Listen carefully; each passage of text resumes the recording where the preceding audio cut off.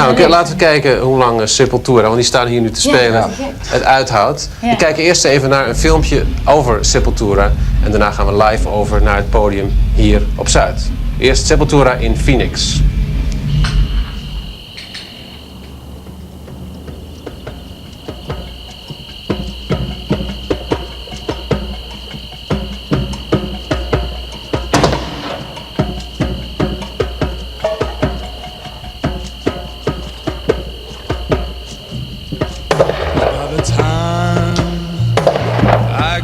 To Phoenix. See, Phoenix is a very fastly growing city right now. There's the stadium right there. That's where the Super Bowl was. That's the back of Sun Devil Stadium. People come from around the world. A lot of corporations are starting companies here because they can get cheap space. They can get cheap workers, you know. And a lot of, I think, the musicians are coming here because they can get a recording studio for anywhere from half the price to 1/10 the price of a regular recording studio, you know, in other states.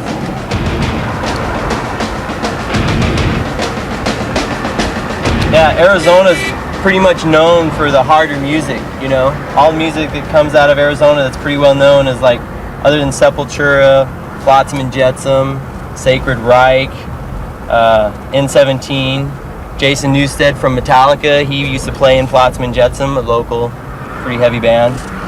So why do you think that is? I don't know. I don't know if there's an attraction here that people that like that kind of music like to come here. A lot of people say it's the heat. You know, when it gets to be 120 degrees in the summer, some people say, you know, that'll have a funny effect on you. It could make you a little aggro. You know, a lot of reptiles live here.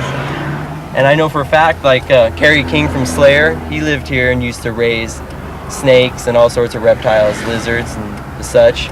I know a lot of people in the Sepultura crew, they raise reptiles, they have water dragons and stuff like that.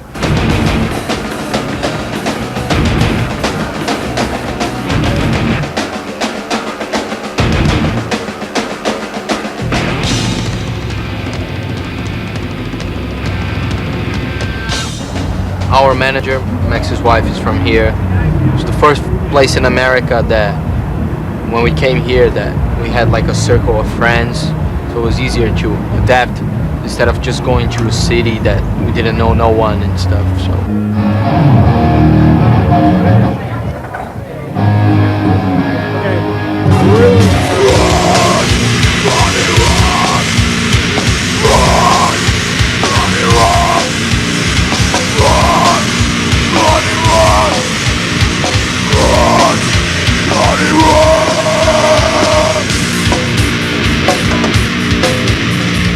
we have an album where they have a cover of Orgasmatron from Motorhead, and the song got huge. They play on the radio every 5 minutes. Oh yeah. So that's when Sepultura become real big in Brazil. That doesn't necessarily mean that people like us, you know? But they know you're the guy. Like, you're the guy with the monster voice, right? I'm like, yeah, it's me.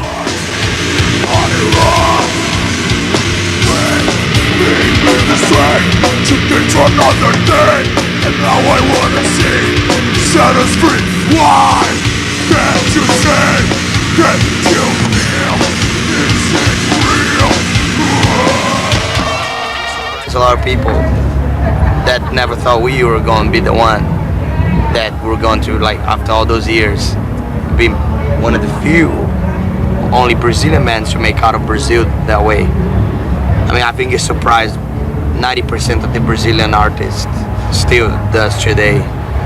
Talking the real big people still come to us sometimes and they don't understand. They go Like who? Like who? Like Caetano Veloso and Gilberto Gil. Oh really? Big people, yeah. They come to you and what do they say? How'd you do it? we know how it is to be in a band from a third world country, try to break it out, and they know that feeling. And for them to see a band like us break it out, it's like, it's important for Brazil.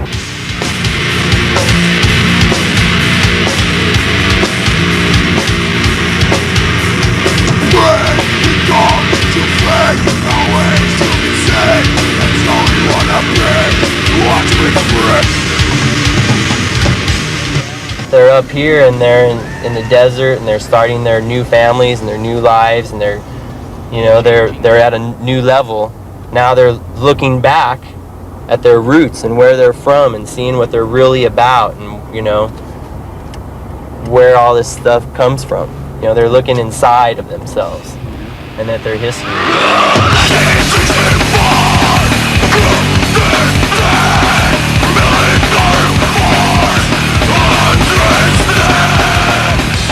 The whole thing about doing dictatorship was because we grew up hearing all the stories about people being disappeared and being exiled. A lot of musicians and artists being tortured. A lot of our fathers, friends, Yeah. you know, Really? we have friends that their fathers just disappeared, or some of them had to move out of the country because the stuff they were saying was against the, you know.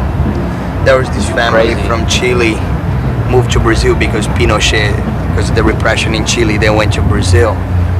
You know, so whole South America has always been really strong on that whole torture thing. And nobody would touch the subject. Nobody would even talk about it. And I was like, you know, I think it's time for people like my age start asking the government some questions. You know, why did they do that? You know, what's the reason behind all this? Why did you kill and torture all those people, you know? I don't know, it's kind of like, I don't think it's never too late really to ask the question. Maybe nothing can be done about bringing the people back from the dead, but maybe we can teach our youngsters. Maybe I can teach my son how bad it was, and maybe when he grow up, or the people in Brazil that grow up right now, that's 3 years old, when they're 15, they don't have to deal with the same problem again. How old is your son? 3. Oh, 3, yeah. And I have another one that's 9 months. I saw the guy, what's his name? Dick Dale. Dick Dale. Yeah, I saw. I went to see him in Phoenix, and he has his 5-year-old son with the drum kit through the whole show. Is it I so? thought that was great. Yeah. I wish I could talk to him after the show just to tell him how great I thought that was. It was Yeah. better than any other show I've seen just because of that. I think that just gives a lot of freedom for people to think like musicians are just freaks and drug users and useless people, you know. That musicians are not, and artists are normal people that can raise a child just as good or better than a politician or a doctor, you know, and you can take that kid on tour and stuff. So whose kid is that? That's Andreas. Andreas is a little girl. Yeah, it's Julia.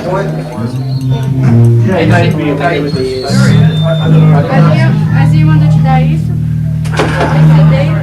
Tá, ficou tudo E a Azia mandou te falar Agora sim, sem bochechas, né? Olha lá, Nené, soltou a chupeta. Eu vi a câmera. Dá sorrisos pros holandeses, dá? Os mungus. So where did you grow up? You probably never heard of it. Tell me anyway. Belo Horizonte, Where is that? between São Paulo and Rio. In Brazil. Yeah, it's not in the coast. It's towards inside the country. Sepultura, we started doing our own music, but it sounded a lot like bands that we were listening at the time, like Motorhead, Venom. Basically, a lot of bands outside Brazil. A few Brazilian bands that were really into it, but a lot of bands from outside. Some bands from Finland, especially like hardcore music, and some English bands like Discharge, and you know, some of the metal stuff we're really into too. Yeah, not much of American influence. No? European. Why? It's harder. It was all harder, heavier, darker, colder.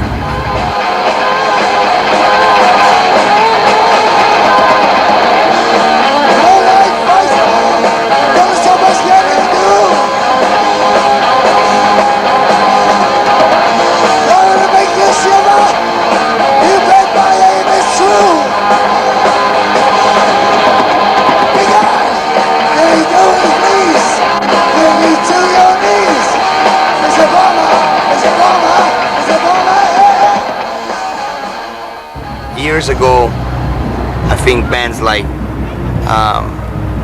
even the Beatles shock a lot of people. I heard stories of people really freaked out when Elvis danced. When he did that dance, como é que fala, rebolado?